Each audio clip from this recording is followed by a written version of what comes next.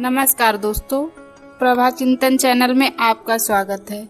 आज हम आपके लिए लेकर आए हैं हिंदी साहित्य के महान कथाकार मुंशी प्रेमचंद द्वारा लिखित एक अत्यंत संवेदनशील और विचारोत्तेजक कहानी मंत्र।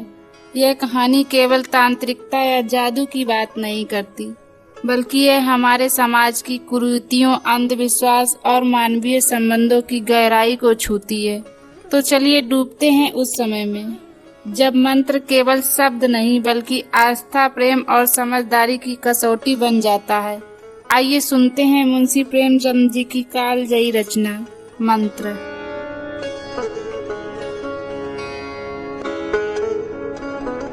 संध्या समय था। डॉक्टर चड्ढा गोल्फ खेलने के लिए तैयार हो रहे थे। मोटर कार सामने खड़ी थी कि दो कहार एक डोली लिए आते दिखाई दिए। डोली के पीछे बूढ़ा लाठी टेकता चला आ रहा था। डोली अष्टधालय के सामने आकर रुक गई। बूढ़े ने धीरे धीरे आकर द्वार पर खड़ी हुई चिक से झांका। ऐसी साफ सुथरी जमीन पर पैर रखते हुए भय हो रहा था कि कोई घुड़क न बैठे। डॉक्टर साहब को मेज के सामने खड़े देखकर भी कुछ कहने का साहस न हुआ।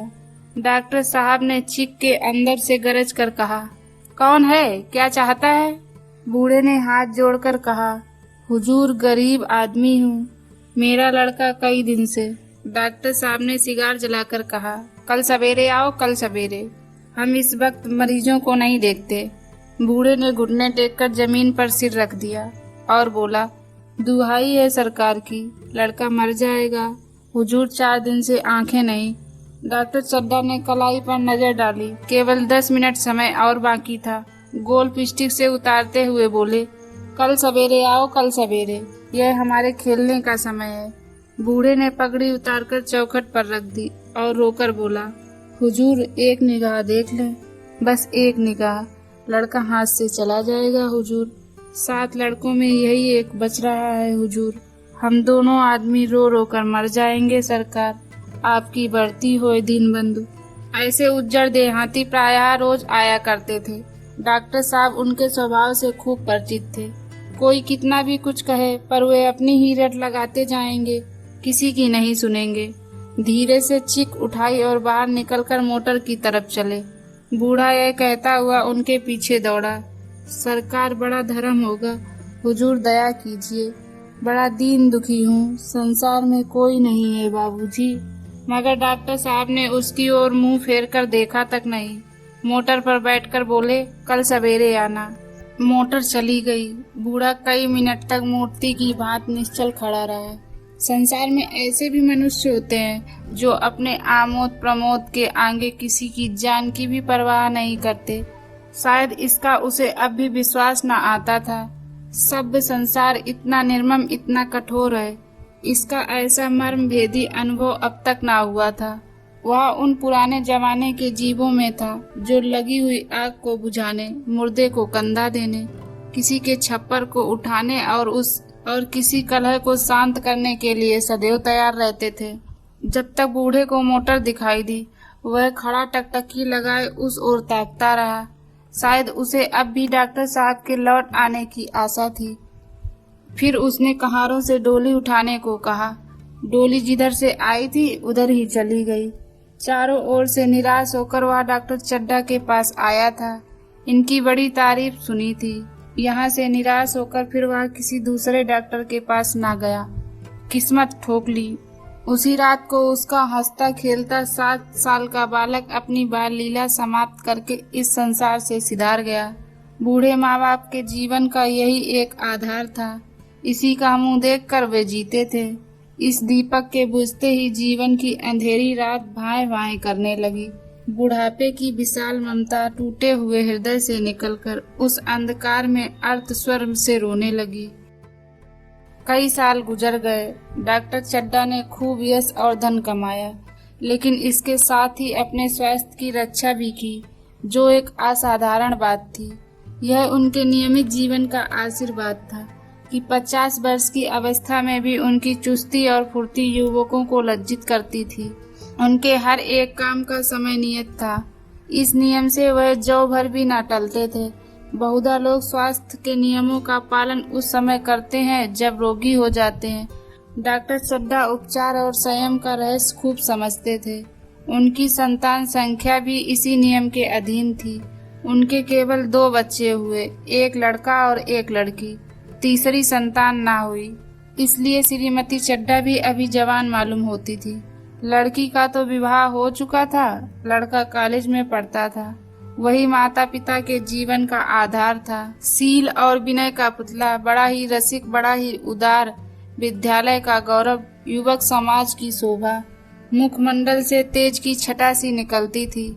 आज उसी की 20वीं सालगिरह थी। संध्या समय था।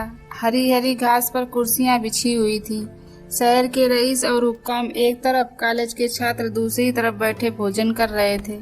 बिजली के प्रकाश से सारा मैदान जगमगा रहा था। आमोद प्रमोद का सामान भी जमा था। छोटा सा प्रहसन खेलने की तैयारी थी। प्रहसन स्वयं कैलाश नाथ ने लिखा था। इस समय वह एक रेशमी कमीज पहने, नंगे सिर, नंगे पांव इधर उधर मित्रों की आवभगत में लगा हुआ था। कोई पुकारता, कैलाश जरा इधर तो आना। कोई उधर से बुलाता, कैलाश क्या उधर ही रहोगे। सभी उसे छेड़ते थे, चौले करते थे। बेचारे को जरा दम मारने का भी अवकाश न मिलता था। सहसा एक रमणी ने उसके पास आकर कहा, क्यों कैलाश, तुम्हारा सांप कहाँ है, जरा मुझे दिखा दो। कैलाश ने उससे हाथ मिलाकर कहा, मृणालिनी इस वक्त क्षमा करो, कल दिखा दूंगा। मृणालिनी ने आग्रह किया, जी नहीं, तुम्हें दिखाना पड़ेगा, मैं आज नहीं मानने की, तुम रोज कल कल करते हो। मृणालिनी और कैलाश दोनों सहपाठी थे और एक दूसरे के प्रेम में पगे हुए। कैलाश को सांपों के पालने, खिलाने और नचाने का शौक था। तरह तरह के सांप पाल रखे थे। उनके स्वभाव और चरित्र की परीक्षा करता रहता था। थोड़े दिन हुए उसने विद्यालय में सांपों का एक मार्ग का व्याख्यान दिया था। सांपों को नचाकर दिखाया भी था।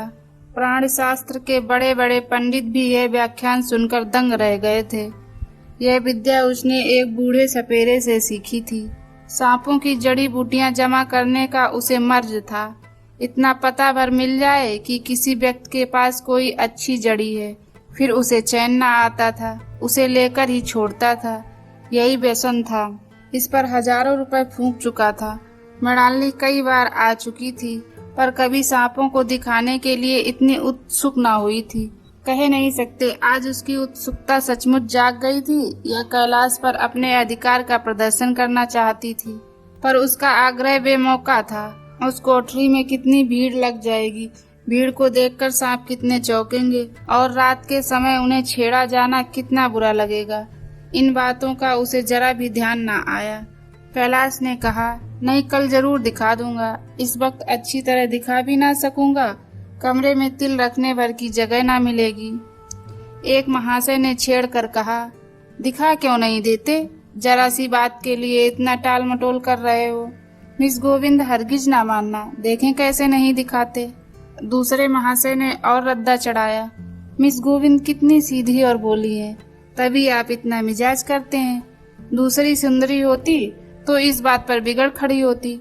तीसरे साहब ने मजाक उड़ाया, अजी बोलना छोड़ देती, भला कोई बात है। इस पर आपको दावा है कि मृणालिनी के लिए जान हाजिर है। मृणालिनी ने देखा कि ये सोहदे उसे रंग पर चढ़ा रहे हैं तो बोली, आप लोग मेरी वकालत ना करें, मैं खुद अपनी वकालत कर लूंगी। मैं इस वक्त सांपों का तमाशा नहीं देखना चाहती, चलो छुट्टी हुई। इस पर मित्रों ने ठाका लगाया। एक साहब बोले, देखना तो आप सब कुछ चाहें, पर कोई दिखाए भी तो। कैलाश को मृणालिनी की झेपी हुई सूरत देखकर मालूम हुआ कि इस वक्त उसका इनकार वास्तव में उसे बुरा लगा है। ज्यों ही प्रीति भोज समाप्त हुआ और गाना शुरू हुआ, उसने मृणालिनी और अन्य मित्रों को सांपों के दरबे के सामने ले जाकर महुअर बजाना शुरू किया। फिर एक एक खाना खोलकर एक एक सांप को निकालने लगा। वाह, क्या कमाल था। ऐसा जान पड़ता था कि वे कीड़े उसकी एक एक बात, उसके मन का एक एक भाव समझते हैं। किसी को उठा लिया, किसी को गर्दन में डाल लिया, किसी को हाथ में लपेट लिया। मृणालिनी बार बार मना करती कि उन्हें गर्दन में ना डालो, दूर से ही दिखा दो, बस जरा नचा दो। कैलाश की गर्दन में सांपों को लिपटे देखकर उसकी जान निकल जाती थी। पछता रही थी कि मैंने व्यर्थ ही इनसे सांप दिखाने को कहा, मगर कैलाश एक ना सुनता।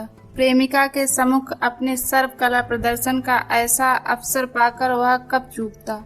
एक मित्र ने टीका कि दांत तोड़ डाले होंगे। कैलाश हंसकर बोला, दांत तोड़ डालना मदारियों का काम है, किसी के दांत नहीं तोड़े गए हैं, कहिए तो दिखा दो। कहकर उसने एक काले सांप को पकड़ लिया और बोला, मेरे पास इससे बड़ा और जहरीला दूसरा सांप नहीं है। अगर किसी को काट ले तो आदमी आनन फानन में मर जाए, लहर भी ना आए। इसके काटे का मंत्र नहीं, इसके दांत दिखा दूं? मृणालिनी ने उसका हाथ पकड़कर कहा, नहीं नहीं कैलाश, ईश्वर के लिए उसे छोड़ दो, तुम्हारे पैर पड़ती हूँ। इस पर दूसरे मित्र बोले, मुझे तो विश्वास नहीं आता, लेकिन तुम कहते हो तो मान लूंगा। कैलाश ने सांप की गर्दन पकड़कर कहा, नहीं साहब, आप आंखों से देखकर मानिए, दांत तोड़कर बस में किया तो क्या किया। सांप बड़ा समझदार होता है, अगर उसे विश्वास हो जाए कि इस आदमी से उसे कोई हानि ना पहुंचेगी तो वह उसे हरगिज ना काटेगा। मृणालिनी ने जब देखा कि कैलाश पर इस वक्त भूत सवार है तो उसने यह तमाशा न करने के विचार से कहा, अच्छा भाई, अब यहाँ से चलो, देखो गाना शुरू हो गया है, आज मैं भी कोई चीज सुनाऊंगी। यह कहते हुए उसने कैलाश का कंधा पकड़कर चलने का इशारा किया और कमरे से निकल गई। मगर कैलाश विरोधियों का शंका समाधान करके ही दम लेना चाहता था। उसने सांप की गर्दन पकड़कर जोर से दबाई, इतनी जोर से दबाई कि उसका मुंह लाल हो गया, देह की सारी नसें तन गईं। सांप ने अब तक उसके हाथों ऐसा व्यवहार ना देखा था। उसकी समझ में ना आता था कि यह क्या मुझसे चाहते हैं। उसे शायद भ्रम हुआ कि यह मुझे मार डालना चाहते हैं, अतः वह आत्मरक्षा के लिए तैयार हो गया। कैलाश ने उसकी गर्दन खूब दबाकर मुंह खोल दिया और उसके जहरीले दांत दिखाते हुए बोला, जिन सज्जनों को शक हो आकर देख लें। आया विश्वास या अब भी कुछ शक है? मित्रों ने आकर उसके दांत देखे और चकित हो गए। प्रत्यक्ष प्रमाण के सामने संदेह को स्थान कहा। मित्रों का शंका निवारण करके कैलाश ने सांप की गर्दन ढीली कर दी और उसने जमीन पर रखना चाहा, पर वह काला गेउधन क्रोध से पागल हो रहा था। गर्दन नरम पड़ते ही उसने सिर उठाकर कैलाश की उंगली में जोर से काटा और वहां से भागा। कैलाश की उंगली से टप टप खून टपकने लगा। उसने जोर से उंगली दबा ली और अपने कमरे की तरफ दौड़ा। वहां मेज की दरार में एक जड़ी रखी हुई थी, जिसे पीसकर लगा देने से घातक विष भी रफू हो जाता था। मित्रों में हलचल बढ़ गई। बार महफिल में भी खबर हुई। डॉक्टर साहब घबराकर दौड़े। फौरन उंगली की जड़ कसकर बांधी गई और जड़ी पीसने के लिए दी गई। डॉक्टर साहब जड़ी के कायल ना थे। वह उंगली का डसा भाग नस्तर से काट देना चाहते थे, मगर कैलाश को जड़ी पर पूर्ण विश्वास था। मृणालिनी पियानो पर बैठी हुई थी। यह खबर सुनते ही दौड़ी और कैलाश की उंगली से टपकते हुए खून को रुमाल से पोंछने लगी। जड़ी पीसी जाने लगी, पर उसी 1 मिनट में कैलाश की आंखें झपकने लगी, ओंठों पर पीलापन दौड़ने लगा, यहाँ तक कि वह खड़ा न रह सका, फर्श पर बैठ गया। सारे मेहमान कमरे में जमा हो गए। कोई कुछ कहता था, कोई कुछ। इतने में जड़ी पीसकर आ गई। मृणालिनी ने उंगली पर लेप लगाया। 1 मिनट और बीता। कैलाश की आंखें बंद हो गईं। वह लेट गया और हाथ से पंखा जलने का इशारा किया। माँ ने दौड़कर उसका सिर गोद में रख लिया और बिजली का टेबल फैन लगा दिया। डॉक्टर साहब ने झुककर पूछा, कैलाश कैसी तबीयत है? कैलाश ने धीरे से हाथ उठा दिया, मगर कुछ बोल ना सका। मृणालिनी ने करुण स्वर में कहा, क्या जड़ी कुछ असर ना करेगी? डॉक्टर साहब ने सिर पकड़कर कहा, क्या बताऊं, मैं इसकी बातों में आ गया। अब तो नस्तर से भी कुछ ना फायदा होगा। आधा घंटा तक यही हाल रहा। कैलाश की दशा प्रतिक्षण बिगड़ती जाती थी, यहाँ तक कि उसकी आंखें पथरा गई, हाथ पांव ठंडे हो गए, मुख की कांति मलिन पड़ गई, नाड़ी का कहीं पता नहीं। मौत के सारे लक्षण दिखाई देने लगे। घर में कोहराम मच गया। मृणालिनी एक और सिर पीटने लगी। माँ अलग पछाड़े खाने लगी। डॉक्टर चड्ढा को मित्रों ने पकड़ लिया, नहीं तो वह नस्तर अपनी गर्दन में मार लेते। एक महाशय बोले, कोई मंत्र झाड़ने वाला मिले तो संभव है अभी जान बच जाए।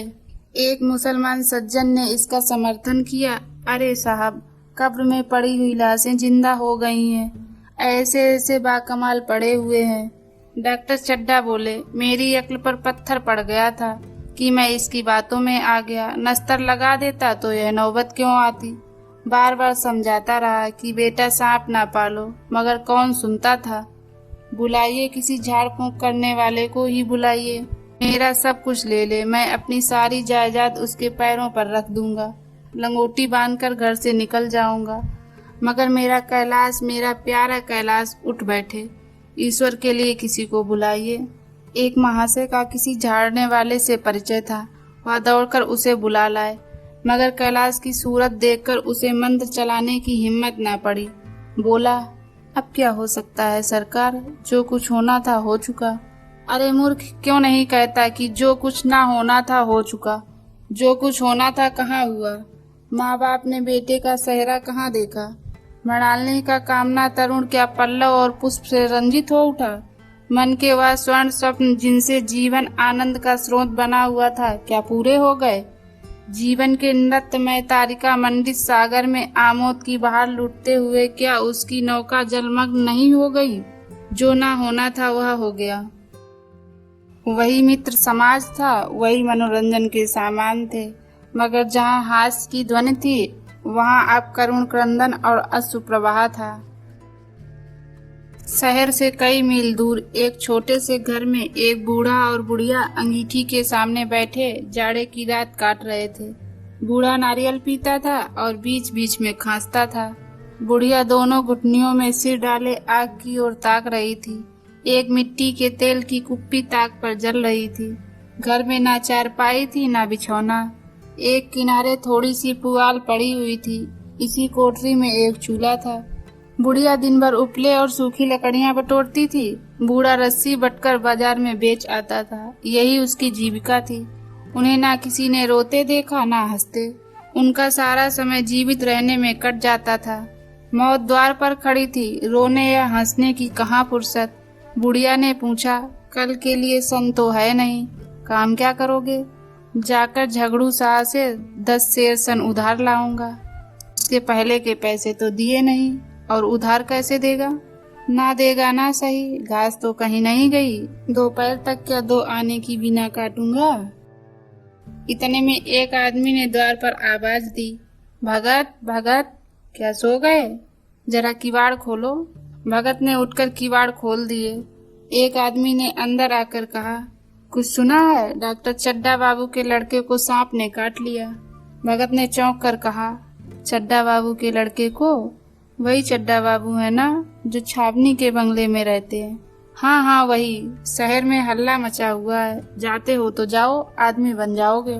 बूढ़े ने कठोर भाव से सिर हिलाकर कहा, मैं नहीं जाता, मेरी बला जाए, वही चड्ढा है, खूब जानता हूँ। भैया को लेकर उन्हीं के पास गया था, खेलने जा रहे थे, पैरों पर गिर पड़ा कि एक नजर देख लीजिए, मगर सीधे मुंह से बात तक ना की। भगवान बैठे सुन रहे थे। अब जान पड़ेगा कि बेटे का गम कैसा होता है। कई लड़के हैं? नहीं जी, यही तो एक लड़का था। सुना है सबने जवाब दे दिया। भगवान बड़ा कारसाज है। उस वक्त मेरी आंखों से आंसू निकल पड़े थे, तब उन्हें तनिक भी दया ना आई थी। मैं तो उनके द्वार पर होता तो भी बात ना पूछता। तो ना जाओगे? हमने जो सुना था सो कह दिया। अच्छा किया, अच्छा किया।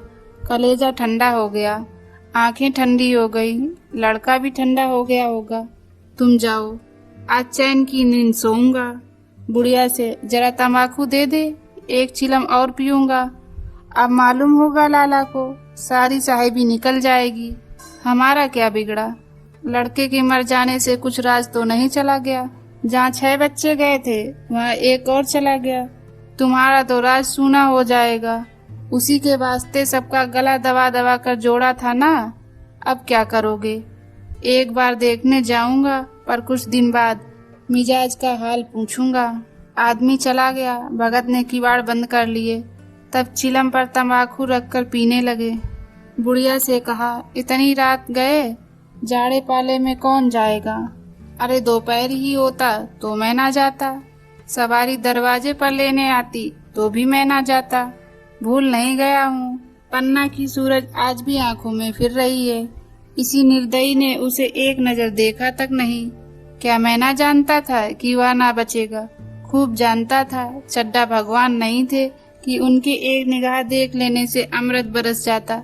नहीं, खाली मन की दौड़ थी, जरा तसल्ली हो जाती, बस इसीलिए उनके पास दौड़ा गया था। अब किसी दिन जाऊंगा और कहूंगा, क्यों साहब कहिए, क्या रंग है? दुनिया बुरा कहेगी, कहे, कोई परवाह नहीं। छोटे आदमी में तो सब ऐब होते हैं, बड़ों में कोई ऐब नहीं होता, देवता होते हैं। भगत के जीवन में यह पहला अवसर था कि ऐसा समाचार पाकर वह बैठा रह गया हो। 80 बरस के जीवन में ऐसा कभी ना हुआ था कि सांप की खबर पाकर वह दौड़ा ना गया हो।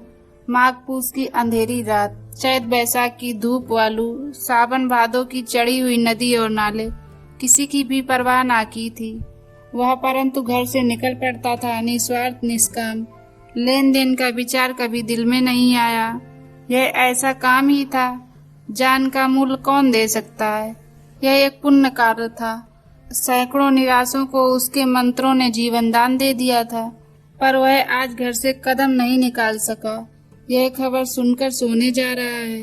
बुढ़िया ने कहा, तंबाकू अंगीठी के पास रखी हुई है, उसके भी आज 2.5 पैसे हो गए, देती ही ना थी। बुढ़िया यह कहकर लेटी। बूढ़े ने कुप्पी बुझाई, कुछ देर खड़ा रहा, फिर बैठ गया, अंत को लेट गया। पर यह खबर उसके हृदय पर बोझ की भांति रखी हुई थी। उसे मालूम हो रहा था कि उसकी कोई चीज खो गई है, जैसे सारे कपड़े गीले हो गए हैं या पैरों में कीचड़ लगा हुआ है, जैसे उसके मन में कोई बैठा हुआ उसे घर से निकलने के लिए कुरेद रहा है। बुढ़िया जरा देर में खर्राटे लेने लगी। बूढ़े बातें करते करते सोते हैं और जरा सा खटका होते ही जागते हैं। तब भगत उठा, अपनी लकड़ी उठा ली और धीरे से किवाड़ खोले। बुढ़िया ने पूछा, कहाँ जाते हो? कहीं नहीं, देखता हूँ कितनी रात है। अभी बहुत रात है, सो जाओ। नींद नहीं आती? नींद काहे को आएगी? मन तो चड्ढा के घर पर लगा हुआ है। चड्ढा ने मेरे साथ कौन सी नेकी कर दी है जो वहाँ जाऊं? वह आकर पैर पड़े तो भी ना जाऊं। उठे तो तुम इसी इरादे से हो। नहीं री, ऐसा पागल नहीं हूँ कि जो मुझे काटे बोए उसके लिए फूल बोता फिरूं। बुढ़िया फिर सो गई। भगत ने किवाड़ लगा दिए और फिर आकर बैठा, पर उसके मन की कुछ ऐसी दशा थी जो बाजे की आवाज कान में पड़ते ही उपदेशक सुनने वालों की होती है। आंखें चाहे उपदेशक की ओर हों, पर कान बाजे की ओर होते हैं। दिल में भी बाजे की धुन गूंजती रहती है। शर्म के मारे जगह से नहीं उठता। निर्दयी प्रतिघात का भाव भगत के लिए उपदेशक था, पर हृदय उस अभागे युवक की ओर था जो इस समय मर रहा था। उसके लिए एक एक पल का विलंब घातक था। उसने फिर किवाड़ खोले, इतने धीरे से कि बुढ़िया को खबर ना हुई। बाहर निकल आया। उसी वक्त गांव का चौकीदार गश्त लगा रहा था। बोला, कैसे उठे भगत? आज तो बड़ी सर्दी है, कहीं जा रहे हो क्या? भगत ने कहा, नहीं जी, जाऊंगा कहाँ? देखता था अभी कितनी रात है, भला कै बजे होंगे? चौकीदार बोला, 1 बजा होगा और क्या। अभी थाने से आ रहा था तो डॉक्टर चड्ढा बाबू के बंगले पर भीड़ लगी हुई थी। उनके लड़के का हाल तो तुमने सुना होगा, कीड़े ने छू लिया, चाहे मर भी गया हो। तुम चले जाओ तो शायद बच जाए। सुना है 10,000 देने को तैयार है। मैं तो ना जाऊं, चाहे वह 10 लाख भी दे। मुझे 10,000 या 10 लाख लेकर क्या करना है? कल मर जाऊंगा, फिर कौन भोगने वाला बैठा हुआ है। चौकीदार चला गया। भगत ने पैर आगे बढ़ाया, जैसे नशे में आदमी की देह अपने काबू में नहीं होती। पैर कहीं रखता है, पड़ता कहीं है, कहता कुछ है, जबान से निकलता कुछ है। वही हाल इस समय भगत का था। मन में प्रतिकार था, पर कर्म मन के अधीन ना था। जिसने कभी तलवार नहीं चलाई, वह इरादा करने पर भी तलवार नहीं चला सकता। उसके हाथ कांपते हैं, उठते ही नहीं। भगत लाठी खट खट करता लपकता चला जाता था। चेतना रोकती थी, पर उपचेतना ठेलती थी। सेवक स्वामी पर हावी था। आधी राह निकल जाने के बाद सहसा भगत रुक गया। हिंसा ने क्रिया पर विजय पाई। मैं यूं ही इतनी दूर चला आया। इस जाड़े पाले में मरने की मुझे क्या पड़ी थी। आराम से सोया क्यों नहीं। नींद न आती ना सही, 2-4 भजन ही गाता। व्यर्थ इतनी दूर दौड़ा आया। चड्ढा का लड़का रहे या मरे, मेरी बला से। मेरे साथ इन्होंने कौन सा सलूक किया था कि मैं उनके लिए मरूं। दुनिया में हजारों मरते हैं, हजारों जीते हैं। मुझे किसी के मरने जीने से क्या मतलब। मगर उपचेतना ने एक दूसरा रूप धारण किया, जो हिंसा से बहुत कुछ मिलता जुलता था। वह झाड़ फूंक नहीं करने जा रहा है। वह देखेगा कि लोग क्या कर रहे हैं। डॉक्टर साहब का रोना पीटना देखेगा कि किस तरह पछाड़े खाते हैं। वह देखेगा कि बड़े लोग भी छोटों की भांति रोते हैं या सब्र भी कर जाते हैं। वे लोग जो विद्वान होते हैं सब्र कर जाते होंगे। हिंसा भाव को यूं धीरज देते हुए वह फिर आगे बढ़ा। इतने में 2 आदमी आते दिखाई दिए। दोनों बातें करते चले आ रहे थे। चड्ढा बाबू का घर उजड़ गया। वही तो एक लड़का था। भगत के कान में यह आवाज पड़ी। उसकी चाल और भी तेज हो गई। थकान के मारे पांव ना उठते थे। सिरों का भाग इतना बढ़ जाता था मानो वह मुंह के बल गिर पड़ेगा। इस तरह कोई 10 मिनट चला होगा कि डॉक्टर साहब का बंगला नजर आया। बिजली की बत्तियां जल रही थी, मगर सन्नाटा छाया हुआ था। रोने पीटने की आवाज भी ना आती थी। भगत का कलेजा धक धक करने लगा। कहीं मुझे बहुत देर तो नहीं हो गई। वह दौड़ने लगा। अपनी उम्र में वह इतनी तेज कभी ना दौड़ा था। बस यही मालूम होता था मानो उसके पीछे मौत दौड़ी आ रही है। 2 बज गए थे। मेहमान विदा हो गए। रोने वालों में केवल आकाश के तारे रह गए थे और सभी रो रो कर थक गए थे। बड़ी उत्सुकता के साथ लोग रह रहकर आकाश की ओर देखते थे कि किसी तरह सुबह हो और लाश गंगा की गोद में दी जाए। सहसा भगत ने द्वार पर पहुंचकर आवाज दी। डॉक्टर साहब समझे कोई मरीज आया होगा। किसी और दिन उन्होंने उस आदमी को धुतकार दिया होता, मगर आज बाहर निकल आए। देखा एक बूढ़ा आदमी खड़ा है, कमर झुकी हुई है, पोपला मुंह भौहें तक सफेद हो गई थी, लकड़ी के सहारे कांप रहा था। बड़ी नम्रता से बोले, क्या है भाई, आज तो हमारे ऊपर ऐसी मुसीबत पड़ गई कि कुछ कहते नहीं बनता। फिर कभी आना। इधर 1 महीना तक शायद मैं किसी मरीज को ना देख सकूंगा। भगत ने कहा, सुन चुका हूँ बाबूजी, इसीलिए आया हूँ। भैया कहाँ है, जरा मुझे दिखा दीजिए। भगवान बड़ा कारसाज है, मुर्दे को भी जिला सकता है। कौन जाने अभी उसे दया आ जाए। चड्ढा ने व्यथित स्वर से कहा, चलो देख लो, मगर 3-4 घंटे हो गए। जो कुछ होना था हो चुका। बहुतेरे झाड़ने फूंकने वाले देखकर चले गए। डॉक्टर साहब को आशा तो क्या होती। हाँ, बूढ़े आदमी पर दया आ गई। अंदर ले गए। भगत ने लाश को 1 मिनट तक देखा, तब मुस्कुरा कर बोला, अभी कुछ नहीं बिगड़ा है बाबूजी। वह नारायण चाहेंगे तो आधा घंटा में भैया उठ बैठेंगे। आप नहेक दिल छोटा कर रहे हैं। जरा कहारों से कहिए पानी तो भरें। कहारों ने पानी भर भर कैलाश को नहलाना शुरू किया। पाइप बंद हो गया था। कहारों की संख्या अधिक ना थी, इसलिए मेहमानों ने अहाते के बाहर कुएं से पानी भर भर कर कहारों को दिया। मृणालिनी कलसा लिए पानी ला रही थी। बूढ़ा भगत मुस्कुरा मुस्कुरा कर मंत्र पढ़ रहा था, मानो विजय उसके सामने खड़ी है। जब एक मंत्र समाप्त हो जाता तब वह एक जड़ी कैलाश को सुंघा देता। इस तरह ना जाने कितने घड़े कैलाश के सिर पर डाले गए और ना जाने कितनी बार भगत ने मंत्र फूंका। आखिर जब उषा ने अपनी लाल लाल आंखें खोली तो कैलाश की भी लाल लाल आंखें खुल गईं। एक क्षण में उसने अंगड़ाई ली और पानी पीने को मांगा। डॉक्टर चड्ढा ने दौड़कर नारायणी को गले लगा लिया। नारायणी दौड़कर भगत के पैरों पर गिर पड़ी और मृणालिनी कैलाश के सामने आंखों में आंसू भरे पोंछने लगी। अब कैसी तबीयत है? एक क्षण में चारों तरफ खबर फैल गई। मित्रगण मुबारकबाद देने आने लगे। डॉक्टर साहब बड़े श्रद्धा भाव से हर एक के सामने भगत का यश गाते फिरते थे। सभी लोग भगत के दर्शनों के लिए उत्सुक हो उठे, मगर अंदर जाकर देखा तो भगत का कहीं पता ना था। नौकरों ने कहा, अभी तो यहीं बैठे चिलम पी रहे थे। हम लोग तंबाकू देने लगे तो नहीं ली। अपने पास से तंबाकू निकाल कर भरी। यहाँ तो भगत की चारों ओर तलाश होने लगी और भगत लपका हुआ घर चला जा रहा था कि बुढ़िया के उठने से पहले पहुंच जाऊं। जब मेहमान लोग चले गए तो डॉक्टर साहब ने नारायणी से कहा, बुढ़ा ना जाने कहाँ चला गया, एक चिलम तंबाकू का भी रवादार ना हुआ। नारायणी, मैंने तो सोचा था इसे कोई बड़ी रकम दूंगी।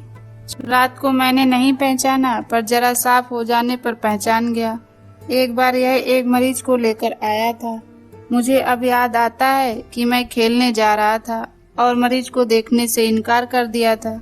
आज उस दिन की बात याद करके मुझे जितनी ग्लानि हो रही है उसे प्रकट नहीं कर सकता और पैरों पर गिरकर अपना अपराध क्षमा कराऊंगा। वह कुछ लेगा नहीं, यह जानता हूँ। उसका जन्म यश की वर्षा करने के लिए हुआ है। उसकी सज्जनता ने मुझे आदर्श दिखा दिया है, जो अब से जीवन पर्यंत मेरे सामने रहेगा। दोस्तों, यह कहानी आपको कैसी लगी हमें कमेंट के माध्यम से बताइए और मेरे चैनल को सब्सक्राइब करना मत भूलिएगा।